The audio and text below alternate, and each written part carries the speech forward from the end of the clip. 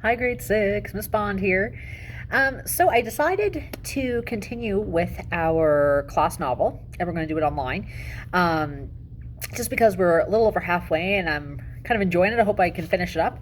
So we're going to add this as an assignment. So I'm going to read to you every day or every other day whenever we work at that kind of a schedule for reading. And I'm going to read about a chapter and then post it. You guys can either listen to me read it to you, or you can actually read it yourself. If you have a copy of the book, you can read it. I'm actually thinking I might take some pictures of like the chapters and I can post that. That's okay for copyright because I'm only doing parts at a time. So I think that's what I'm going to do, but we'll discuss that a little more in classroom. So without further ado, I'm going to read chapter 20 today. Stay tuned for the assignment. It was just the 9 of them then. Gregor felt like all the grown-ups had gone home and left the kids with a rat for a babysitter. Inside, he felt sick and hollow and very young. He looked around the group and realized there was no one he could turn to for protection. We might as well get some rest, said Rip Red with a big yawn. Start fresh in a few hours. He brushed some cheese crumbs off his fur, curled up in a ball, and was snoring loudly within a minute. No one else knew what to say. Gregor spread his blanket on the floor and called Boots over. Go bye-bye? Asked Boots, pointing in the direction of Vicus. They went bye-bye, Boots. We're going to sleep here. Beddy-bye time. He lay down on the blanket and she curled up with him without protest. Temp and Tick positioned themselves on either side of them. Were they standing guard? Did they really think there was anything they could do if Rip Red decided to attack them? Still, it was kind of comforting to have them there. Luxa refused to lie down. Aurora came and wrapped her golden wings around her. Ares pressed his black furry back against Aurora's, and Henry lay at his feet. They could take whatever precautions they wanted to, but Gregor felt sure Rip Red would kill all 8 of them in a flash. He'll take out Henry and Luxa first, since they were the only 2 with weapons, and then just pick the rest of them off one by one. Maybe Ares and Aurora could escape, but the rest of them were sitting ducks. That was the truth. He might as well accept it. Oddly enough, once he did accept it, Gregor felt more relaxed. He didn't have any choice but to trust Rip Red. If he could trust Rip Red, then he could go to sleep. So he let himself drift off, trying to push the images of striped spider legs and jagged rat teeth from his brain. What a rotten day it had been. He awoke with a start to a loud slapping sound. He instinctively crouched over Boots until he realized it was just Rip Red smacking his tail against the ground. Come on, he growled. Time to get moving. Feed yourselves and let's go. Gregor crawled out from under his blanket and waited for Marith to get the food. Then he remembered Marith was gone. How do you want to handle this food thing? He asked Henry. Lux and I do not serve food. We're royalty, said Henry haughtily. Yeah, well, I'm the warrior, and Boots is a princess, and you are going to be very hungry if you're waiting for me to serve you, said Gregor. He was way over this royalty thing. Rip Red laughed. Tell him, boy. Tell him your country fought a war so you wouldn't have to answer to kings and queens. Gregor looked at Rip Red in surprise. How do you know that? Oh, I know a great many things about the Overland that our friends here do not. I've spent much time there amongst your books and papers, said Rip Red. You can read? Asked Gregor. Most rats read. Our frustration is we cannot hold a pen to write. Now move, Overlander. Eat, don't eat, but let's go, ordered Rip Red. Gregor went to his pack of food to check out the supplies. It was mostly smoked meat, bread, and those sweet potato things. He guessed they might have enough food for 3 days, if they were careful. Of course, Rip Red ate like a pig, and he would probably expect them to feed him.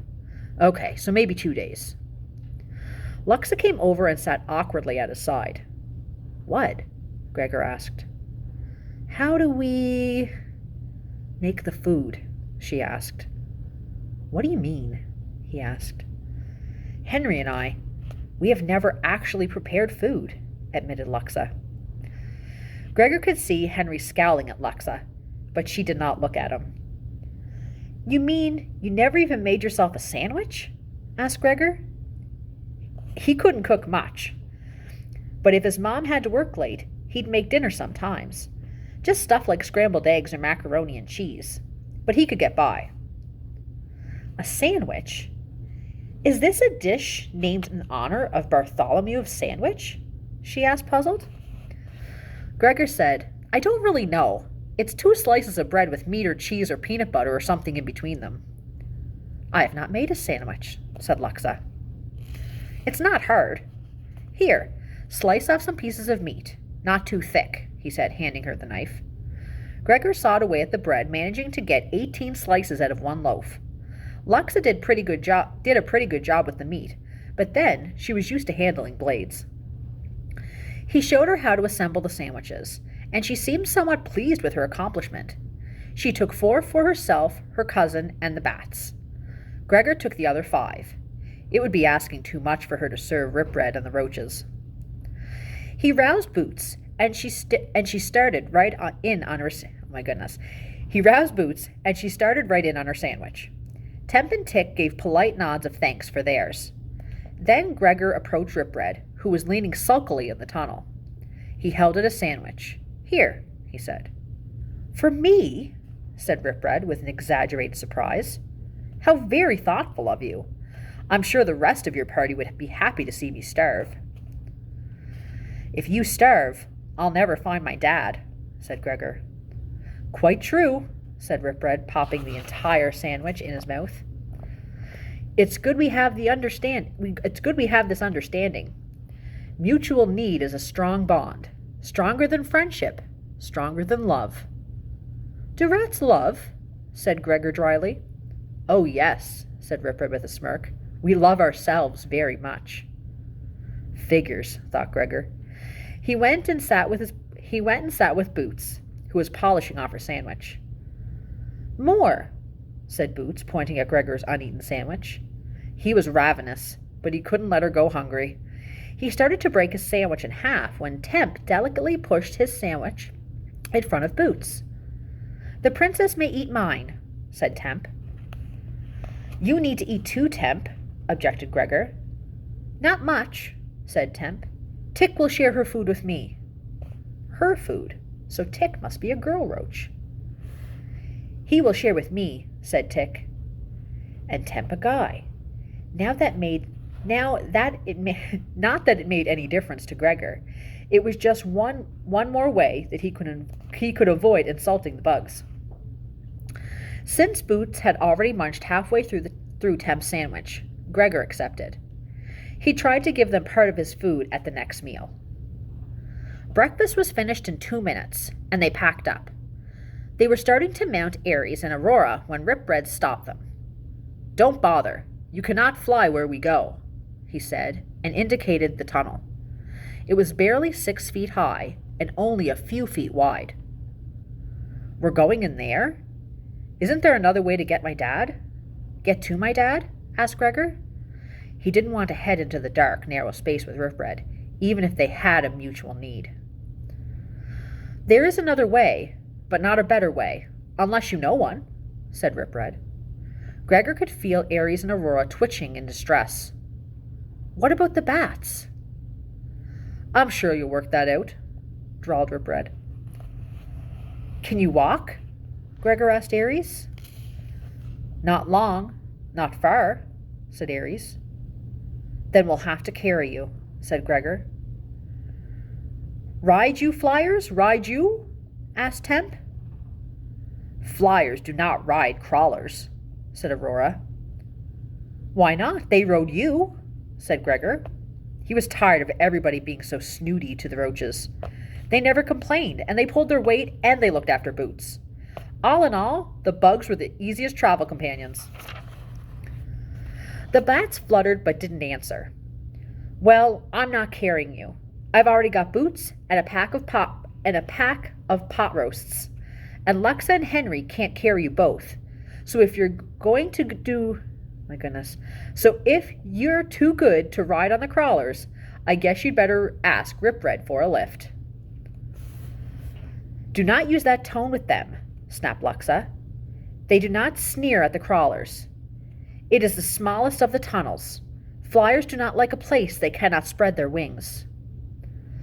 Yeah, well, half of us haven't been having much fun flying hundreds of feet in the air either, said Gregor.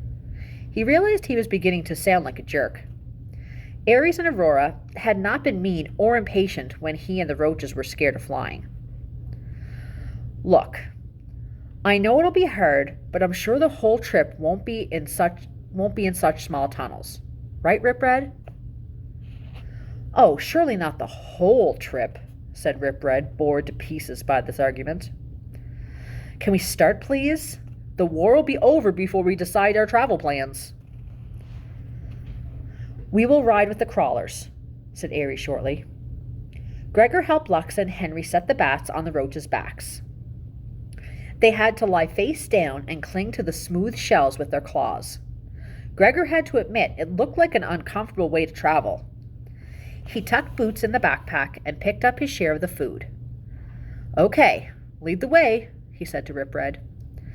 Finally, Ripred said, and slid into the black hole of the tunnel.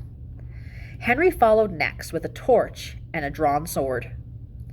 Gregor guessed he was trying to give the bats some feeling of protection. They went next, single file on the roaches. Gregor waited for Luxa to enter the tunnel, but she shook her head. No, Overlander, I think it's best that I cover our backs. Probably, said Gregor, realizing he still didn't have a sword. He went into the tunnel, giving Boots the flashlight to hold. Luxa brought up the rear. It was awful, cramped and airless, with some foul liquid that smelled like rotten eggs dripping from the ceiling. The bats were stiff with discomfort, but the crawlers seemed at home. Ick, said Boots as a drop of liquid landed on Gregor's hard hat. Icky. Yeah, icky, agreed Gregor. He hoped the tunnel wasn't long. You could go crazy pretty fast in here. He turned back to check on Luxa. She didn't look happy, but she was managing. What means this icky? She asked him. Icky, yucky, gross, nasty, foul, said Gregor. Yes, that describes well the rat's land, said Luxa with a sniff. Hey, Luxa, he said. How come you were so surprised when Ripred showed up? I mean, I don't really know the prophecy, but you do. Didn't you expect a rat? No, I thought the Nar beside meant a rat would be tracking us, perhaps even chasing us. I never imagined he'd be part of the quest, she said. Vicus had said that we can trust him, said Gregor. Vicus says many things, said Luxa. She sounded so angry that Gregor decided to let the conversation drop. They trudged on for a while in silence. From the periodic splashes on his face, Gregor knew that Boots must be getting wet. He tried to put his hard hat on her, but it kept slipping off. Finally, he dug out some catch cloths and tied them to Boots's head. The last thing they needed was for her to catch a cold. After several dismal hours, everyone was soaked and miserable.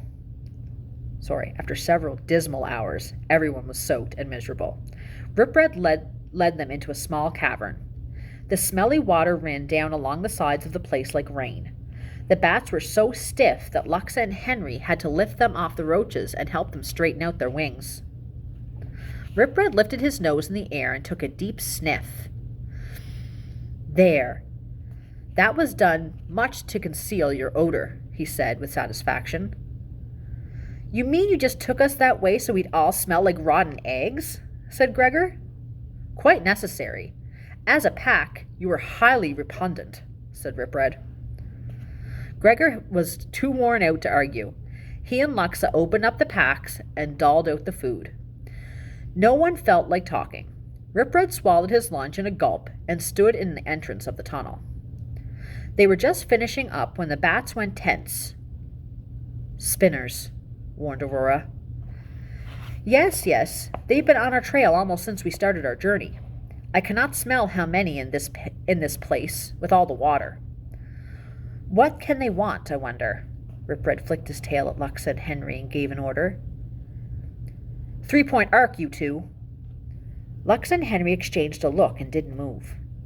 3-point arc, and this is no time to test my authority, pups, growled Rip Red, baring his terrible teeth.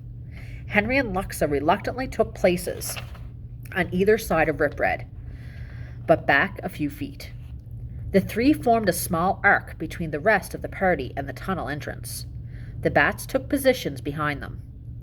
Gregor strained his ears, but all he could hear was the water falling. Was there an army of spiders after them? He felt, as usual, unarmed and defenseless. He didn't even have root beer this time. Everyone became motionless. Gregor could tell that Temp and Tick sensed the invaders now too. Boots solemnly sucked on a cookie, but didn't make much of a sound. Gregor could see the muscles rippling in anticipation along Rip Red's broad gray back as the spinners approached. He braced himself for a wave of bloodthirsty spiders, but it never came. A large orange spider with a small brown spider on its back staggered in and collapsed on the floor. The brown one was oozing a strange blue liquid. It made a great effort to sit up. Its front legs brushed its chest as it spoke. Vicus sends us. Nars attacked webs. Many spinners lost. We join the quest. And with that, the brown spider fell over dead. All right. That was chapter 20.